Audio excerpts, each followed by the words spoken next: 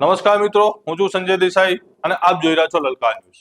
ગુજરાત પોલીસને public friendly બનાવવા સરકાર લાખોના ખર્ચે મોટા મોટા બણગા ફૂકે છે, પણ જમીનની હકીકત કંઈક અલગ જ છે અને ચોંકાવનારી છે।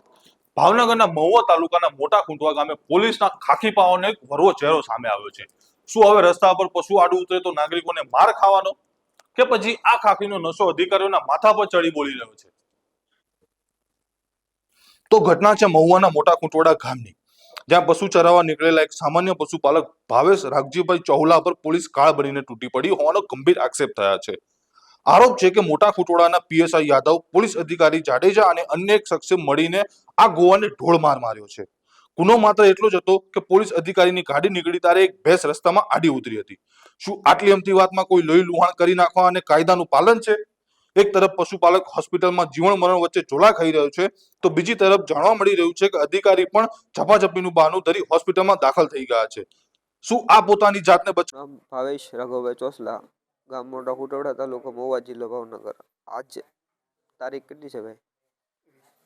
21 છે કે 21 તારીખ 1લો મહિનો 2026। હું ભેહું લઈને આવતો હતો 5 થી 6 ના ગાળામાં। આગળ ટ્રાફિક હતી, માણસોની અવર જવર હતી, રસ્તો સાંકડો હતો કે એમાં એક બાજુ જ માલ નીકળી કે બધી બાજુ માલ ના જઈ શકે। સાહેબે પીએસએ સાહેબ બધા પાછળ એને કીધું કે ભાઈ એક બાજુ તારે, મેં કીધું સાહેબ રસ્તો આગળ સારો આવે ને એટલે તારવી દો, એટલે 2 ગાડી નીકળી જાય।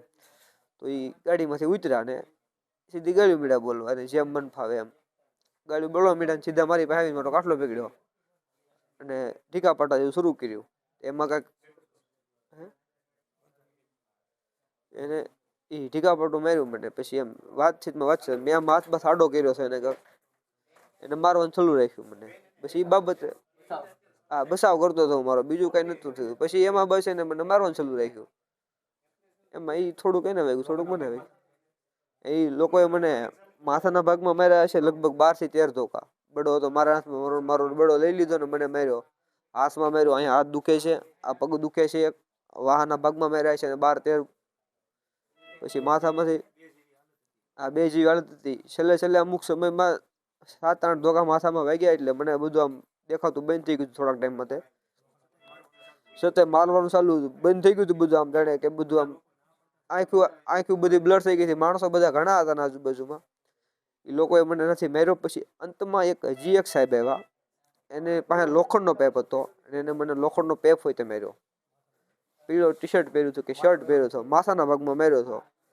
જાડેજા સાહેબ નામ છે ભાઈ, કહે છે એ પ્રમાણે, અને 15 તો ટાંકા આવેલા છે, લોહી કેટલું નીકળી ગયું કોઈ માપ નથી।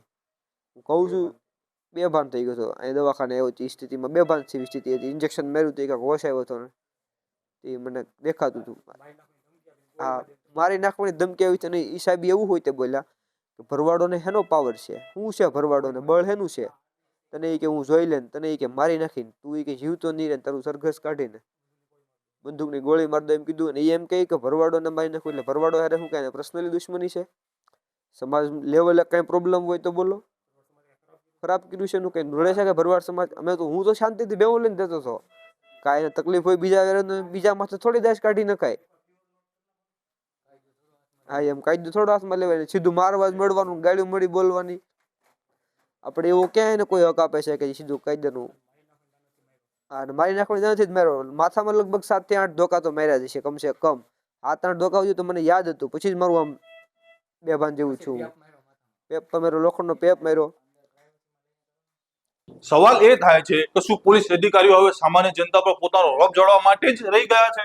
હજુ સુધી આ મામલે કોઈ ફરિયાદ નોંધાઈ નથી, પણ સવાલ એ છે કે શું પીડિતને ન્યાય મળશે કે પછી દર વખતની જેમ ખાખીને બચાવી લેશે? ઉચ્ચ અધિકારીઓ આ મામલે મૌન ક્યારે તોડશે?